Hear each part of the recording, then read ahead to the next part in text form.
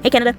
As you already know, I'm your radiation oncologist. This means I'm going to help you with a radiation therapy plan to treat your cancer that you've been having. Yeah, I'm excited to see what this radiation therapy plan has to offer, as the other plans haven't been working well for me. Yet, I'm still a bit uneasy about this whole plan. I still have a few questions that I would like to be answered. Yeah, of course, you can ask any question and I will answer in the best way possible. Yes, I know we've talked about radiation therapy, but I'm confused as to what exact medical technology is being used in this treatment. The technology being used is gamma radiation. A machine that sends gamma radiation is placed outside the body and carefully aimed towards the radiation toward the tumor. These rays are powerful enough to pass through the body and reach tumors even deep inside. The rays target DNA inside of the cancerous cells. When this radiation damages the DNA, the cancer cells cannot properly repair themselves, because the DNA acts as instructions that tell the cell how to grow and divide. Because of this damage, the cells stop dividing or die, and over time the tumor starts to shrink. There are three types of radiation often discussed in nuclear science: alpha, beta, and gamma. Alpha particles are large and heavy, and they cannot travel very far and can be stopped by skin or even paper. Because they cannot penetrate deeply into the body, they are not most commonly used for external radiation therapy. Beta particles are smaller and can travel a little farther than alpha particles. In some medical treatments, beta radiation may be used in special internal treatments where radioactive materials are placed very close to or inside a tumor. Yet gamma rays are extremely high-energy electromagnetic waves. They can penetrate deeply into the body tissue, which allows doctors to target tumors that are inside the body. Because of this ability to reach deep tissue, gamma rays are most commonly used in this type of radiation therapy. The reason this radiation works in this medical context is because it takes direct damage to the DNA. As the gamma rays directly strike the DNA, it causes the DNA to break into two strands, which is called a double-strand break. These are very difficult for cells to repair correctly, and if the damage is too severe, the cell can no longer copy its DNA properly and will stop dividing or die. Another example is the indirect damage through water molecules.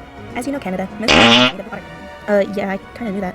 So as the gamma radiation passes through a cell, it often hits the water molecules first, which creates a highly reactive particle called free radicals.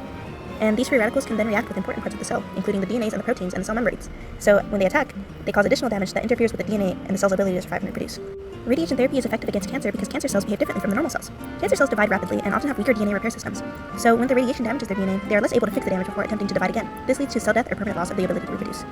Okay, so why is this treatment plan the right path for me? Well, Canada, we actually use these treatment plans whenever the patient cannot undergo surgery in a safe, full manner, or if other treatments haven't been working, such as your case. Oh, I see. So I understand. Are there any risks I should know beforehand? Yes, there are several risks involved, and I will go over them, but I can also assure you that there are safety steps taken to protect the patient undergoing this treatment. Risks can include fatigue during or after treatment, skin irritation such as redness, dryness, or sensitivity in the treated area, damage to nearby healthy tissue or organs if they receive radiation, hair loss in the area being treated, and in rare cases, long-term tissue damage or secondary cancers after many years. Yet in every risk, there is a safety step involved to protect the patient for every concern. We use careful treatment planning such as CT or MRIs to map the exact location of the tumor before treatment. And the precise targeting from the machine delivers radiation from multiple angles so that the highest dose focuses on the tumor.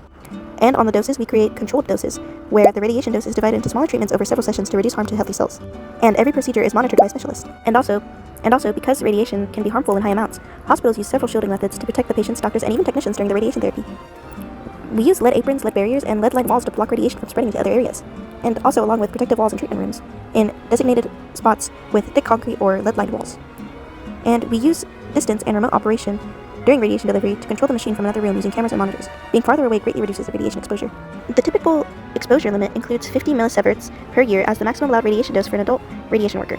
Much lower limits for general public, usually around 1 MSV per year, above natural background radiation. Medical workers also wear radiation badges that measure how much radiation they receive over time. These devices help ensure workers stay safe and well below the safety limit. Okay, well, America, do you know what exact machine will be used on me? Yes, Canada, because the type of cancer you have is a brain tumor, the specific machine and technology that we are going to use is a gamma knife. This is a medical device used mainly to treat brain tumors and other brain disorders. Despite the name, it's not actually a knife and doesn't involve cutting, but instead uses very small beams of gamma to treat a precise area in the brain. This machine produces about 190 to 200 small beams of gamma rays that are aimed at the same point in the brain where the tumor or abnormal tissue is located. Each individual beam is too weak to damage healthy tissue as it passes through the head. However, where all the beams meet at the tumor, the radiation becomes very strong. So, Canada, is there any other questions? No, all my questions have actually been answered, and I think I'm ready to proceed with this treatment now. Okay, that's wonderful to hear. So we will see you in the next room, and we will start the treatment immediately.